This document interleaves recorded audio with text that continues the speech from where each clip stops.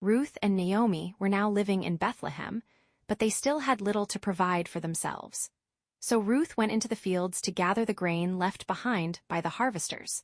She did not know that the field she entered belonged to a man named Boaz, a respected and wealthy relative of Naomi's late husband, Elimelech. Boaz came to the field and greeted his workers. Then he noticed Ruth among the women gathering grain. He asked his overseer about her. The overseer explained that Ruth was the Moabite woman who had returned with Naomi and had worked faithfully in the field since morning. Boaz approached Ruth and told her not to gather grain in another field. He instructed her to stay close to his workers. He had heard about her kindness toward Naomi and how she had left her homeland to care for her mother-in-law. Boaz told Ruth that God would reward her for seeking refuge under his wings. Ruth was deeply moved.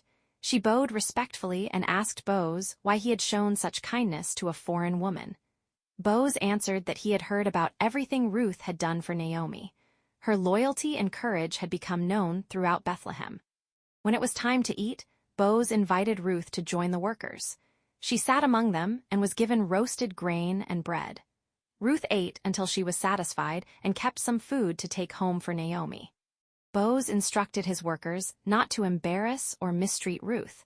He even told them to deliberately leave extra grain behind for her to gather. Ruth worked until evening and collected a generous amount of barley.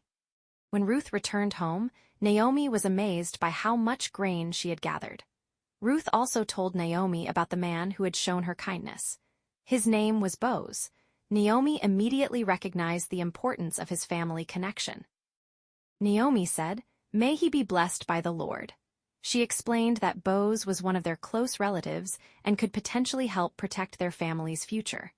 For the first time in a long while, Naomi began to see hope returning to her life. Ruth continued gathering grain in Boaz's fields throughout the barley and wheat harvests. She remained faithful to Naomi and worked diligently. God was quietly guiding their story toward something greater.